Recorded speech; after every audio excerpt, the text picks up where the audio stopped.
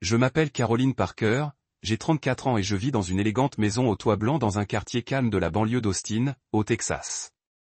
De l'extérieur, on pourrait penser que je mène une vie de rêve. Une maison avec une roseraie en fleurs toute l'année, un beau mari et une femme au foyer à temps plein. Je me consacre fièrement à chaque recoin de cette maison depuis plus de 10 ans. Mon mari, Thomas Parker, a 38 ans et travaille comme directeur des ventes pour une grande entreprise pharmaceutique.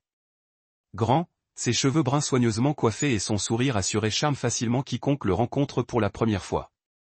Au début de notre mariage, je pensais avoir eu beaucoup de chance. Thomas était galant, ambitieux et savait toujours se faire aimer. Chaque fois que des amis me rendaient visite, il me taquinait. Caroline a vraiment trouvé un trésor. Accroche-toi à lui fort. À l'époque, je souriais simplement, persuadé que notre amour serait toujours assez fort pour résister à toutes les tempêtes. Nous sommes tombés amoureux et nous nous sommes mariés après presque 2 ans de relation. Au début, j'espérais une maison parfaite où les rires des enfants empliraient mes matins. Mais au fil des années, l'attente angoissée dans les cabinets médicaux, les résultats des tests de dépistage du rhume et les échecs thérapeutiques ont progressivement anéanti cet espoir. J'ai passé 4 ans à suivre des traitements de fertilité, à essayer toutes les médecines, de l'orientale à l'occidentale, pour finalement abandonner lorsque le dernier médecin a soupiré et m'a dit « Tout est entre les mains du destin ». Au début, Thomas m'a beaucoup encouragé. Il m'a tenu la main et m'a dit « Tant que je t'ai, je me sens complète ». Mais je me souviens encore très bien des moments où il regardait en silence l'enfant du voisin jouer dans le jardin. Son regard s'est rempli d'une lueur qu'il n'avait jamais exprimée à voix haute. Et ses yeux ont été comme de douces égratignures sur mon cœur. Tout a changé après le décès de mes parents. Mon père est décédé d'un AVC et, 3 mois plus tard, ma mère nous a quittés à son tour après une longue maladie. Cette perte m'a laissé un vide, mais elle m'a aussi propulsé dans le rôle d'unique héritière de l'héritage que mes parents avaient bâti au prix de tant d'efforts. Une petite agence immobilière solide, plusieurs appartements et des économies inattendues. Cet argent nous a permis, à Thomas et moi, d'améliorer notre style de vie. Nous avons emménagé dans notre maison actuelle, acheté un nouveau SUV et pris des vacances au moins 2 fois par an dans des complexes hôteliers de luxe en Floride ou en Californie. J'ai commencé à remarquer que le regard de Thomas changeait, non pas tant sur moi, mais sur tout ce qui m'entourait. C'est à ce moment-là que j'ai ressenti un vague malaise. Je ne pouvais pas le nommer. Notre entourage nous voyait toujours comme le couple parfait. Les photos glamour de l'arrivée, les soirées arrosées de 20 hors de prix, les vœux de bonheur envieux à chaque publication sur les réseaux sociaux. Tout cela était comme un rideau occultant les nuits où je restais éveillé, à écouter ma propre solitude. Parfois, je me demandais si l'abondance matérielle n'était pas en train d'éroder discrètement ce qui semblait autrefois si solide entre nous, mais je me rassurais en me disant que j'étais peut-être simplement trop susceptible. Thomas apparaissait toujours comme l'homme idéal aux yeux de notre ami. Il me disait encore des choses douces devant les autres. Mais je ne pouvais m'empêcher de remarquer la distance croissante dans ses gestes. Il souriait parfois, mais ses yeux n'avaient plus cette lumière chaleureuse d'autrefois. Et dans cette maison tout équipée, je me sentais parfois comme une étrangère dans ma propre vie. Je n'aurais jamais imaginé que la chance que je croyais un cadeau du destin me plongerait dans un courant sous-jacent que je n'avais jamais vu venir. Dans les mois qui ont suivi notre emménagement, j'ai commencé à observer des changements chez Thomas. Il ne semblait plus impatient de rentrer. Les dîners conviviaux qui étaient notre routine ont été remplacés par des SMS secs. Je suis occupé par le travail. Ne m'attends pas pour dîner. Au début, j'essayais de me convaincre que c'était juste une période difficile au travail. Mais avec le temps, ces explications sont devenues si répétitives qu'elles me semblaient creuses, et je ne pouvais empêcher mon cœur de se serrer, un malaise grandissant me serrant. Ces derniers temps, Thomas rentrait tard presque tous les soirs. Souvent, il ne rentrait pas avant 22 heures. Il franchissait la porte, l'air fatigué, mais étrangement, ses yeux pétillaient d'une étrange excitation. Certains soirs, quand je demandais gentiment « Tout va bien au travail », Thomas affichait un léger sourire et répondait « Juste plein de nouveaux projets ». Ne t'inquiète pas, mais l'indifférence dans son ton ne faisait qu'accroître mon anxiété. Ce qui me tracassait le plus, c'était son téléphone. Thomas ne le laissait plus sur la table comme avant. Il le gardait toujours sur lui et, lorsqu'il recevait un appel, il sortait rapidement sur le balcon ou descendait au garage, évitant mon regard. Parfois, je l'entendais parler si bas que c'était presque un murmure. Pourtant, il me confiait tout, les appels professionnels et même les conversations informelles avec ses collègues. Un jour, alors que je sortais sur le balcon à l'improviste, il raccrocha précipitamment et afficha un air calme. C'était un client. Un gros contrat demain. Mais j'avais clairement entendu une voix de femme à l'autre bout du fil, un rire doux. Cela ne ressemblait à aucun client qu'il avait mentionné. Thomas a également cessé de me montrer ses relevés de cartes de crédit mensuels comme avant. Quand je lui ai demandé, « Peux-tu me les donner pour que je puisse gérer nos dépenses ?» Il a rapidement répondu, « Je m'en occupe moi-même. Je ne veux pas mélanger ça avec la carte de l'entreprise. » Trop de tracas. Une lueur d'irritation s'est glissée sur son visage qui m'a stupéfaite. C'était la première fois depuis notre mariage qu'il semblait agacé lorsque je lui posais des questions sur les finances, un sujet dont nous avions toujours convenu qu'il serait totalement transparent. Je commençais à me sentir perdu chez moi. Les longues soirées passées seul dans le salon à regarder les phares des voitures dans la rue et à me demander, Thomas est-il toujours l'homme qui a juré de me soutenir toute ma vie? Je me répétais sans cesse de lui faire confiance, de lui laisser du temps. Mais soir après soir, le doute en moi grandissait comme un nuage noir que je ne pouvais repousser. Un soir de week-end, Thomas m'a emmené à l'improviste à une fête d'entreprise, un événement dont il ne parlait plus aussi souvent qu'avant. L'atmosphère était scintillante de lumière dorée. Et d'une musique douce. Thomas riait et discutait avec tout le monde comme si de rien n'était. J'essayais de me fondre dans la masse, me forçant à laisser tomber mes soupçons. Mais alors que j'étais seul près du bar à vin, j'ai surpris une conversation entre Thomas et un collègue. Thomas s'est penché vers lui, la voix basse. Le projet à San Antonio est presque terminé. Après, j'aurai plus de liberté. Le collègue a ricané doucement. Tu es vraiment discret. As-tu laissé une trace? Thomas a bu une gorgée de vin, ses yeux étincelant d'une lueur que je ne pouvais distinguer de l'inquiétude ou de l'excitation. Ne t'inquiète pas, tout est sous contrôle. San Antonio? Je n'avais jamais entendu Thomas parler d'un quelconque projet là-bas. Cette ville est à plus de 160 km d'Austin. Ce n'est pas un endroit où il travaille habituellement. Mon cœur battait la chamade, essayant de ravaler la vague d'anxiété qui montait en moi. Je ne pouvais pas bouger. Ce soir-là, sur le chemin du retour, Thomas m'a tenu la main, toujours le mari doux que tout le monde admirait. Mais je ne sentais plus aucune chaleur dans cette main, et je savais que le doute dans mon cœur ne pouvait plus être dissipé. Je pensais être suffisamment calme pour affronter les changements chez Thomas, mais un appel de ma meilleure amie, Allison, a ravivé le soupçon que j'avais tant essayé d'éteindre ces derniers jours. Allison était mon amie depuis la fac et travaillait maintenant dans une entreprise de médias à Houston. Ce jour-là, alors que je posais ma tasse de thé sur la table, le téléphone a sonné.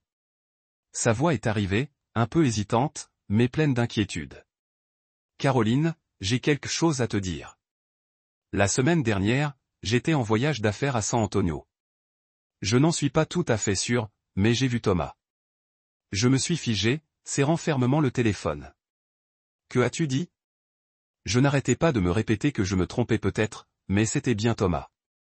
Il était assis dans un petit café près de la gare routière avec une femme blonde, plus jeune que toi. Il semblait assez proche. Je ne veux pas tirer de conclusions hâtives, mais ça ne me semblait pas normal du tout. J'ai senti ma gorge se serrer, mon cœur battre comme s'il allait exploser dans ma poitrine. Je me suis forcé à garder mon calme et j'ai remercié Allison de me l'avoir dit. Ce soir-là, j'étais assise près de la fenêtre, contemplant le ciel nocturne paisible, le cœur battant la chamade. Tant de questions se bousculaient d'un coup. Qui était cette femme? Pourquoi Thomas me cachait-il ça? Et pourquoi tout semblait-il correspondre aux signes que j'avais vus depuis tout ce temps? 3 jours plus tard, Thomas rentra à la maison plus tôt que d'habitude, à l'improviste. Son visage s'illumina d'une lumière inhabituelle en entrant, et avant que je puisse dire quoi que ce soit, il prit la parole. Je crois qu'on a besoin d'un peu de temps pour nous deux. Allons à la Nouvelle-Orléans ce week-end. J'ai déjà réservé une chambre dans un hôtel de Riverside. On pourra raviver les liens. Qu'en dis-tu? J'étais surprise. Thomas utilisait le travail comme excuse pour éviter ce genre de moments privés depuis plus d'1 an. Cette offre soudaine me rendit à la fois heureuse et mal à l'aise. J'essayais de masquer mon malaise par une expression calme. Tu pensais vraiment ça? Thomas me serra dans ses bras, pressant sa joue contre mes cheveux, sa voix chaleureuse, mais étrangement, j'eus un frisson. Je t'aime. C'est tout ce dont tu as besoin de te souvenir, Caroline. Son regard était profond, mais j'y ai soudain perçu quelque chose qui me donnait l'impression que... Toute la nuit précédant le voyage, j'étais resté éveillé. Quand Thomas s'est enfin endormi, je suis resté assise en silence dans la pénombre. Sur un coup de tête, j'ai ouvert sa mallette, celle qu'il gardait toujours près de moi. Je n'avais pas voulu envahir l'intimité de mon mari, mais quelque chose en moi me poussait à découvrir la vérité. À l'intérieur, outre son ordinateur portable et son carnet, j'ai trouvé un épais dossier à la couverture bleu pâle. Ma main tremblait en le sortant. Dossier médical du centre de bien-être mental d'Austin. Les mots imprimés sur la couverture m'ont stupéfaite. Mon cœur s'est emballé en feuilletant les premières pages. Des termes médicaux compliqués et des tableaux rouges confus que je ne comprenais pas remplissaient le dossier. Mais une section a retenu mon attention. Il y avait mon nom, Caroline Parker. Bilan préliminaire, symptômes évoquant un trouble délirant. Ma vision s'est brouillée. Je n'ai pas osé lire davantage. J'ai plié le dossier et l'ai remis exactement comme il était. Je me suis effondré sur le sol de la chambre, les larmes aux yeux, mais je n'osais pas émettre un son. Soudain, des souvenirs ont surgi dans ma tête. L'étoile lointaine de Thomas, les nuits où il rentrait tard, les appels mystérieux, ces mots de tout à l'heure. C'est tout ce dont tu as besoin de te souvenir. Je t'aime. Je ne savais plus distinguer le vrai du faux. Le voyage à la Nouvelle-Orléans. Était-ce juste une escapade pour guérir, ou le début de quelque chose de bien pire que ce que j'imaginais? Le voyage à la Nouvelle-Orléans a commencé sous la douce lumière matinale, mais l'atmosphère dans la voiture était inhabituellement pesante. Thomas conduisait, les yeux rivés sur la route, mais incapable de cacher sa tension. Il jetait tellement de coups d'œil au rétroviseur que j'ai dû demander, « Quelque chose ne va pas ?» On nous suit. Thomas a eu un rire forcé, sans se retourner pour me regarder. Ce n'est rien. Je suppose que je suis juste fatigué et un peu nerveux. Ne t'inquiète pas, mais ce rire ne me rassurait plus. Tout au long du trajet, il a pris plusieurs appels, parlant si bas que je l'entendais à peine, les mains agrippées au volant jusqu'à en blanchir les articulations. Je me suis assise à côté de lui en silence, écoutant mon cœur battre la chamade à chaque minute qui passait, ce qui ne faisait qu'accroître mon malaise. Vers midi, nous nous sommes arrêtés à une vieille station-service au bord de la route, entourée par le vide de la Louisiane. Un panneau délavé indiquait « Bayou Stop Gas ». Se balançant au vent. Thomas a coupé le moteur et m'a regardé. « Tu veux aller chercher de l'eau ou quelque chose ?» Je fais le plein, puis on repart. J'ai hoché la tête et suis sorti pendant que Thomas se dirigeait vers la pompe. Un jeune homme au teint hâlé, vêtu d'un uniforme bleu usé, s'est approché. Son badge indiquait E. Il a commencé à faire le plein, mais m'a discrètement regardé par la fenêtre. Thomas s'est retourné pour inspecter l'arrière de la voiture. Ethan s'est approché de la vitre passager, faisant mine de l'essuyer, puis a glissé rapidement un petit morceau de papier par l'entrebâillement. Je me suis figé. Ethan ne dit rien, secouant légèrement la tête, le regard grave, puis s'éloigna comme si de rien n'était. Je jetai un coup d'œil à Thomas. Il était penché, vérifiant les pneus, inconscient. Mes mains tremblaient. J'ouvris le mot sous le tableau de bord. Tu dois sortir d'ici tout de suite. Il te ment. Ne demande rien. N'hésite pas. J'entendis mon cœur battre fort, un son si fort qu'il me suffoqua. Mon corps tout entier se glaça. Je pris une grande inspiration pour garder mon calme. Thomas revint, la voix légère comme la brise. Entre et prends-toi quelque chose à boire. Je termine ici et je te rejoins. Je serrai le papier dans ma main et entrai rapidement dans la supérette. J'étais en plein chaos. Qui était Ethan? Pourquoi m'avait-il envoyé un message? M'avait-il pris pour quelqu'un d'autre? Où étais-je vraiment en danger? À l'intérieur, je fis semblant de choisir quelques bouteilles d'eau, cherchant Ethan du regard. Au bout du couloir menant à l'arrière, il se tenait là, son regard disant « Suivez-moi ». J'ai hésité une seconde, puis j'ai décidé de le suivre. Derrière, près d'une rangée de poubelles et d'un vieux générateur, Ethan m'a regardé droit dans les yeux, d'une voix basse mais claire. « Désolé de vous avoir effrayé, mais je ne pouvais pas rester les bras croisés. Il y a 3 semaines, j'ai vu votre mari ici. Il était avec une femme blonde. Ils étaient très proches. Je n'avais pas prévu d'intervenir, mais je les ai entendus parler. Le sol a semblé s'incliner sous mes pieds. Ma voix est sortie. De quoi parlait-il? Ethan a dégluti difficilement, jetant un coup d'œil prudent vers l'avant. Il l'appelait sa vraie femme. Lorsqu'elle lui a demandé ce qu'il en était d'elle, votre mari a répondu, laissez ce voyage s'occuper de tout. Ensuite, tout sera à nous. Je l'ai bien entendu, mais je n'arrivais pas à y croire. Mais ce matin, il s'est arrêté seul pour faire le plein, a appelé quelqu'un et a dit, tous les papiers d'admission à l'hôpital sont réglés. Elle n'aura plus aucune chance. J'agrippai le bas de ma chemise pour empêcher mes mains de trembler. Ethan continua, le regard grave. Je ne sais pas ce qu'il manigance, mais ce n'est vraiment pas bon. Ne retourne pas à la voiture. Si tu veux, je t'emmène au commissariat le plus proche. Ils t'aideront. Des pas retentirent devant. La voix de Thomas, plus aiguë que d'habitude, cria. Caroline, où es-tu? Ethan baissa la voix, suppliant. Tu dois décider maintenant. Si tu reviens, tu n'auras pas d'autre chance. J'inspirai profondément, plongeant mon regard dans ses yeux sincères. Toutes ces années d'amour, tous ces souvenirs, me semblaient désormais comme une image brisée, impossible à reconstituer. J'acquiesçai, ma voix à peine murmurée. Aide-moi à sortir d'ici. La voix de Thomas résonna devant, sans la douceur que je connaissais. Je retins mon souffle, mon cœur battant à tout rompre. Tous les morceaux de mon esprit se rejoignirent. Les appels mystérieux, l'étrange dossier médical, le voyage calculé. Ce n'était plus du soupçon. C'était la vérité. J'ai couru après Ethan, contournant la sortie latérale de la station-service. Son vieux pick-up bleu m'attendait. Ethan a ouvert la portière en m'invitant doucement, « Vite, ne te retourne pas », je suis monté dans le camion, entendant les pas de Thomas résonner derrière nous. Alors que le camion s'éloignait, j'ai jeté un coup d'œil dans le rétroviseur. Thomas sortait en courant, le visage rouge de fureur et de panique. Ce n'était plus l'expression d'un mari cherchant sa femme, seulement celle d'un homme voyant son plan s'effondrer. Le vieux camion a rugi, soulevant de la poussière en quittant la station-service, laissant Thomas derrière. J'étais assise, tremblante, à côté d'Ethan. Il m'a jeté un coup d'œil, sa voix s'étant calmée. Le commissariat n'est qu'à une 50aine de kilomètres d'ici. Tiens bon. Tu es en sécurité maintenant. Je ne pouvais qu'acquiescer légèrement, des larmes coulant silencieusement sur mon visage. À notre arrivée au commissariat de la petite ville de Bayou Grove, une policière nommée Kelly m'a accueilli.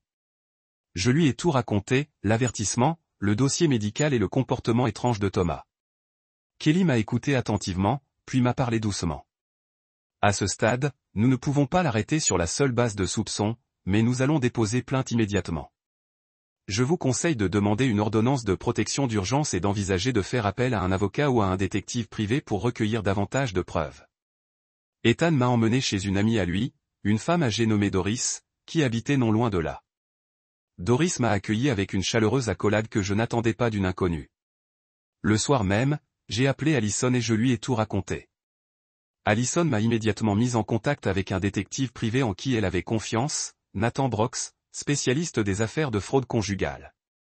Le lendemain, Nathan m'a retrouvé dans un petit café de Bâton Rouge. C'était un homme d'âge moyen au regard perçant, mais à la voix calme. Je vais commencer par me renseigner sur le passé de Thomas Parker. Je soupçonne qu'il y a quelque chose d'anormal dans son identité et sa vie. 3 jours plus tard, Nathan m'a appelé d'un ton sérieux. Caroline, il faut que je te voie tout de suite. J'ai découvert la vérité. Dans son petit bureau, Nathan m'a tendu un épais dossier. Dessus se trouvait une photo de Thomas debout à côté d'une femme blonde et de 2 jumeaux d'environ 8 ans, prise devant une maison à Jackson, dans le Mississippi. Il a pointé la photo du doigt. Le vrai nom de votre mari est Thomas Green. Il a une autre famille à Jackson depuis 10 ans. Cette femme est Amanda Green, son épouse légale dans le Mississippi. Les 2 enfants sont de lui. J'étais stupéfait. 10 ans. Cela signifiait que lorsque lui et moi étions encore jeunes mariés, il avait déjà une autre famille. Nathan a continué, la voix grave. Il complote pour s'emparer de tes biens. J'ai obtenu un mandat pour accéder au relevé d'appel de Thomas. Dans les enregistrements, il a parlé à un certain Samuel, un psychiatre, de la création d'un faux dossier pour toi, se préparant à te faire interner sous un faux diagnostic pour contrôler tes biens.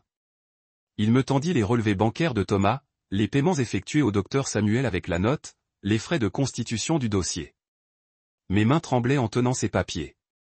Tout était plus clair que jamais. L'homme que j'avais aimé et en qui j'avais eu confiance toutes ces années était en réalité un imposteur, qui abusait de ma confiance pour tout prendre. Nathan posa doucement sa main sur la table, le regard empli de détermination. C'est le moment où tu as besoin d'un bon avocat. Je peux te recommander quelqu'un. Nous travaillerons ensemble pour te protéger et le traduire en justice. J'inspirais profondément, le cœur serré, mais empli d'une étrange détermination nouvelle. Même si le passé avait été bâti sur des mensonges, je ne le laisserai pas détruire le reste de ma vie. Après la rencontre avec Nathan Brox, je savais que je ne pouvais plus attendre un seul jour. Avec toutes les forces qui me restaient, je décrochai le téléphone et appelai Allison, lui demandant de me mettre en contact avec un avocat suffisamment compétent pour m'aider à mener cette difficile bataille juridique.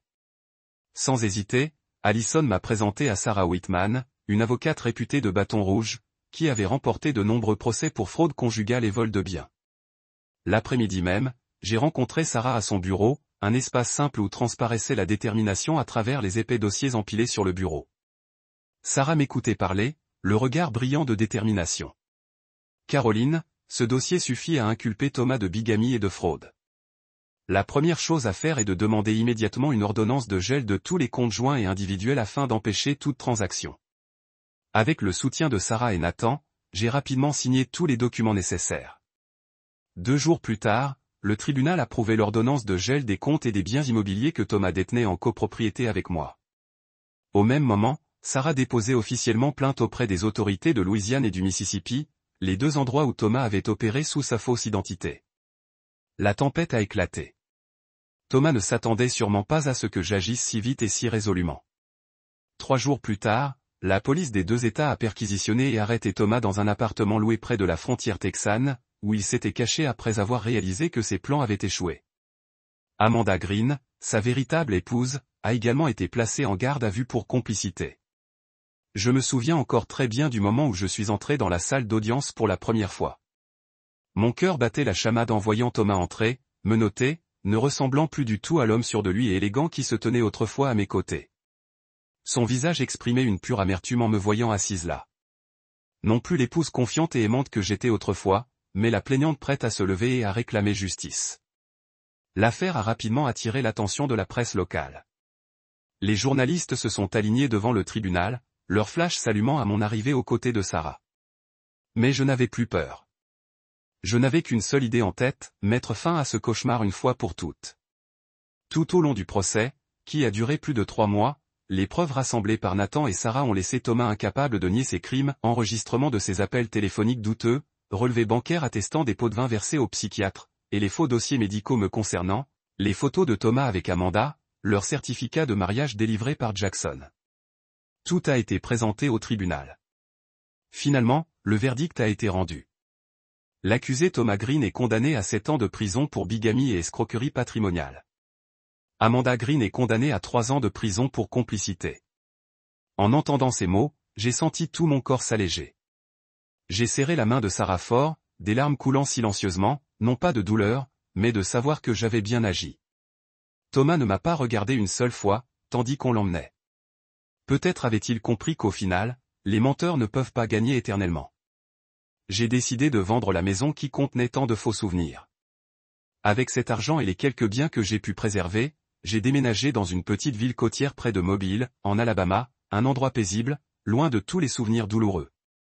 Ma nouvelle maison était modeste, mais pour la première fois depuis des années, je me sentais vraiment chez moi. Au petit matin, je m'asseyais sur la véranda, sirotant un café chaud, écoutant le bruit des vagues s'écrasant sur le rivage. Le soleil scintillait sur la mer comme un rappel. Désormais, je recommencerai ma vie sans peur, sans confusion. Durant ces premiers jours dans la ville côtière de Mobile, en Alabama, j'ai vécu tranquillement, passant du temps à penser les blessures que j'avais évité d'affronter pendant si longtemps.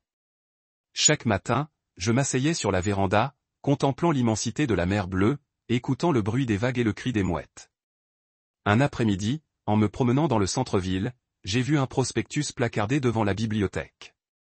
Groupe de soutien pour les victimes de fraude conjugale et de violences psychologiques. Partager et guérir ensemble. Je ne sais pas pourquoi, mais je suis resté là un long moment. Cette nuit-là, je n'ai pas pu dormir, pensant aux femmes comme moi, celles qui étaient peut-être encore prisonnières de la peur, incapables de trouver une issue. Le lendemain matin, je suis allé au centre communautaire et je me suis inscrite. Pour la première fois, devant un groupe d'inconnus, j'ai raconté mon histoire. Ma voix tremblait en évoquant la trahison, le moment où j'ai dû choisir entre l'amour aveugle et la dure vérité. Mais plus je partageais, plus je me sentais légère. Les yeux brillants des femmes devant moi, leur hochement de tête compréhensif, leurs larmes silencieuses, tout cela m'a donné de la force. De participante, je suis progressivement devenue une sympathisante. Avec d'autres membres, j'ai aidé à organiser des séances de partage, j'ai guidé les victimes vers une aide juridique et, surtout, je les ai aidés à redécouvrir leurs propres valeurs. Chaque fois que quelqu'un disait « Grâce à toi », j'ai trouvé le courage de quitter cet enfer. J'étais au cœur. Pendant ces journées, je suis resté en contact avec Ethan, le jeune homme qui m'avait sauvé ce jour-là. Ethan avait déménagé à la Nouvelle-Orléans pour terminer ses études d'ingénieur mécanique. Nous nous envoyions souvent des SMS et parfois nous appelions. Dans chaque message d'Ethan, il y avait une sincérité, une gentillesse que je n'avais jamais vue durant toutes ces années de faux mariage. Un après-midi d'automne, j'ai reçu un message d'Ethan. « Caroline, je viens d'obtenir mon diplôme. J'ai décroché mon premier emploi dans une entreprise manufacturière du coin. Ma mère veut t'inviter à dîner pour te remercier de ta confiance ce jour-là. Peux-tu venir ?» J'ai lu le message encore et encore, souriant sans m'en rendre compte. En vérité, ceux qui méritaient des remerciements étaient Ethan et sa mère, car ils m'avaient tiré du gouffre. Ce soir-là, je suis allé chez eux, une petite maison dans un quartier calme de la banlieue de la Nouvelle-Orléans. Linda, la mère d'Ethan, m'a accueilli avec un sourire tendre et une chaleureuse accolade. Le dîner était simple mais rempli de rire. Nous avons parlé du passé, de l'avenir. Ethan a parlé avec enthousiasme de son nouveau travail et de son rêve de construire des machines pour aider la communauté. Linda, le regard fier, a partagé les difficultés d'élever un enfant seul et le regret d'avoir vu un être cher se faire exploiter. J'étais assise là, à écouter, ressentant une paix que je n'avais pas connue depuis si longtemps parmi des gens qui ne partageaient aucun lien de sang, aucun passé commun. J'ai ressenti ce que j'avais désiré tant d'années, une gentillesse authentique, des cœurs sincères, sans arrière-pensée. Au moment de nous dire au revoir, Linda m'a tenu la main, la voix chargée d'émotion. « Caroline, merci de ne pas avoir tourné le dos à mon fils ce jour-là. Grâce à toi, il a tellement grandi. » Je lui ai serré doucement la main, lui parlant avec mon cœur. C'est Ethan qui m'a sauvé. Et grâce à cela, j'ai appris que la vraie famille n'est pas une question de sang.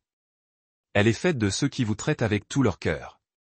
Ce soir-là, en rentrant chez moi, je me suis arrêté à la plage et j'ai ouvert la porte pour mieux entendre le bruit des vagues. Le ciel nocturne scintillait d'étoiles et j'ai su que ma vie était véritablement entrée dans un nouveau chapitre. Un chapitre de liberté, de force et de gratitude pour les âmes bienveillantes qui m'ont tiré hors des ténèbres. En repensant à mon parcours, je comprends que ce qui semblait être la douleur la plus profonde était en fait le début d'une nouvelle vie pleine de sens. Après une épouse trompée, je me suis retrouvé plus fort, plus libre et plus sensible aux vraies valeurs de la vie. J'ai appris que la famille ne se compose pas nécessairement de personnes qui partagent le même sang, mais de personnes qui viennent à vous avec sincérité et bienveillance. Aujourd'hui, je vis pour répandre l'espoir, aux côtés de ceux qui, comme moi, se sont sentis perdus. Que pensez-vous de l'histoire de Caroline et de son cheminement vers la redécouverte? Partagez vos impressions ci-dessous et dites-nous ce que vous ressentez.